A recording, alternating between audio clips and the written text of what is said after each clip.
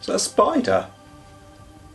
Time for another Indomitus conversion video, and in this one we're going to convert, well, the cutest miniature that's in the box, the Necron Plasmacyte, and it's coming right up.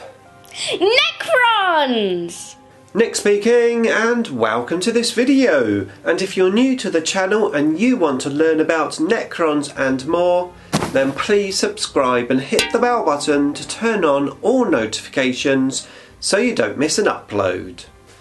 Okay, so today's video is going to be about converting the Necron Plasmacyte from the Indomitus box set. My idea for this series of videos is to convert each unit from the set to make them look different than the push-fit pose that you get. And the Plasmacyte, to be fair, well, there's not much to it. I think there's only 3 pieces. So it's going to be interesting to see what I come up with to make this Plasmacyte look different. And bearing in mind, I'm only using the bits from the Indomitus box set to do these conversions, so no extra bits. I hope you find it useful, and if you do, don't forget to share the video for me because it really helps me out.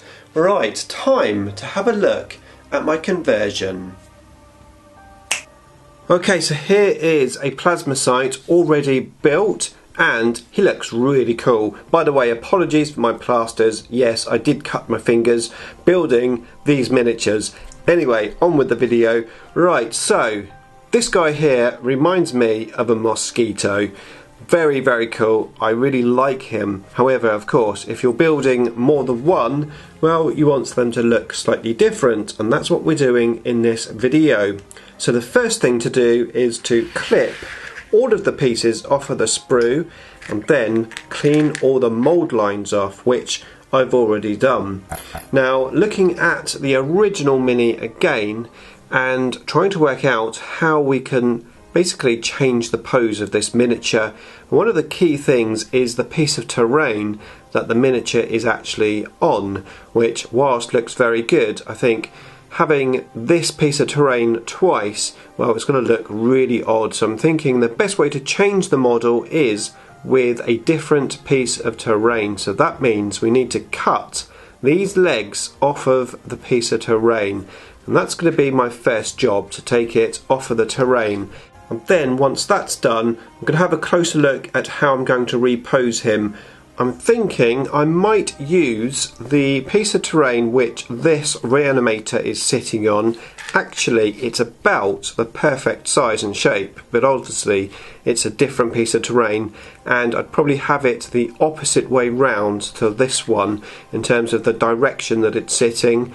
That's one option. The other option is to use some rocks or maybe a big Necron crystal. I'm not really sure yet. The first thing I need to do is get this miniature off of this piece of terrain, and I'm just going to do that with a sharp knife, and I'm just going to cut the little legs off of the terrain. And of course, when using a knife, be very careful not to cut yourself with it. Okay, so I managed to get him off of that piece of terrain, just gently using my knife and cutting him away. And I've just pushed the body together for now, that's not glued, just so I can get the pose correct. And in comes Mr. Reanimator, who's too big for the camera. Oh, sorry, I'll try and lie down.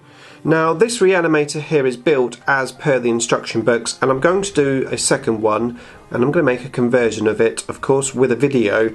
And the second one is definitely going to have different material on the base, so I think using this beam is going to work really well. So what I've done is I've cut that beam off. I've just reshaped the plastic at the bottom so when it sits down it's nice and flush, and like I said, it's quite similar to what we already have. But if we rotate it, now originally I was thinking that way, but now I'm thinking on the side, I can actually get this guy to sit on here. It's a bit awkward on the camera. I think, which way was it? This way here, here we go. So I'm going to have him sitting on the piece of terrain, roughly like that, and there's going to be 3 gluing points on the 3 main legs. And I'm going to judge it so when I get the top section on, the height of the model is going to be the same as the original one. So I'm going to glue this on, and then we'll have a look at what else we can do. Okay, so there you go. He is now glued onto the piece of terrain, and I've glued that piece of terrain onto the base, and he's looking pretty cool. However, I think there's one more thing that I can do to help change the pose, and that is on this section here. In particular, on this little tentacle thing which is coming out. My plan is to cut this, a nice clean cut, into one of the grooves, and that will allow me to rotate this tentacle just slightly, just to make it look a little bit different from the original. Then all I've got to do is glue it onto the model here, and we're done. Okay, so there you go, there he is, all finished, and comparing to the original, it's not a huge difference, but it's slightly different, and certainly for a little Plasmacyte it's different enough. However, what do you think of him? Let me know in the comments box below. And here is my Necron conversion playlist, which features all of the models from the Indomitus box set. So if you want to see more videos like this one, then check out the link on the screen now. Beam me up!